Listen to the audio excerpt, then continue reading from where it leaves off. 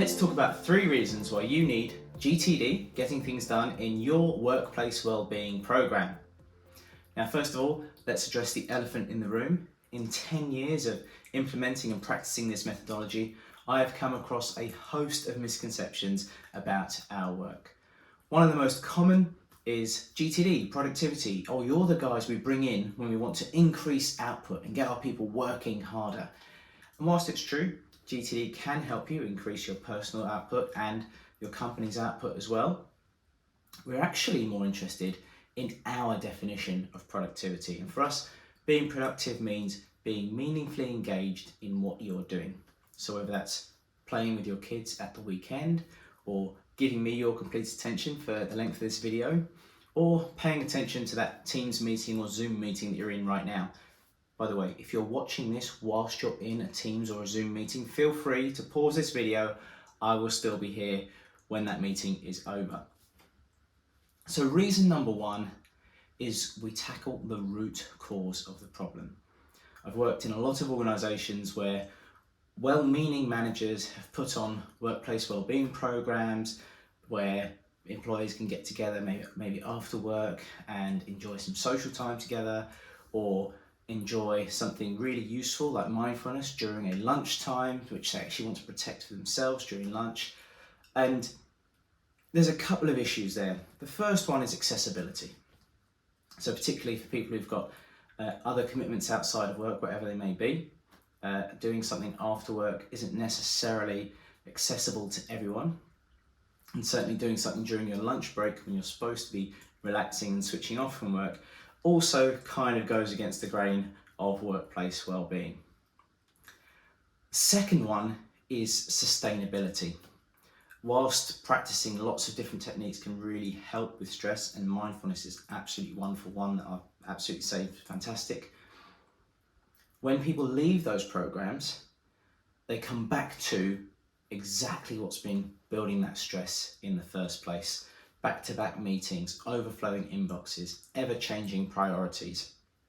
And what we do is we tackle the root cause of the problem. We start to help people deal with those things that are giving them the most stress in the workplace.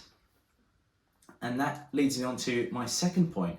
In the many years of teaching this methodology, you can kind of set your watch to what kind of happens before a big seminar. Slowly but surely, a few people will start to drop out and say, do you know what, I've just realised I'm too busy to attend this seminar. And I know what's going to happen is, by the end of the seminar, those who did attend will turn around and say, wow, that was really useful. Now I'm on top of my work, and that was a really valuable use of my time. And the reason is, the seminar is very practical. We teach the 5 stages of mastering workflow and GTD, but we also use your work. Participants bring their own work from their personal and professional life. So we define work as anything that needs to be different to what it is now. And we use your work throughout the seminar so that you can leave with a fully functioning GTD system and an understanding of how to use that in your day-to-day work. So second reason is we actually use your work. It's not theoretical, and lots of people leave our seminars going, wow, that was a really valuable use of my time. I actually got more work done during the seminar than if I'd have been left to my own devices trying to keep on top of the whirlwind of everyday work. The third reason is more of a question.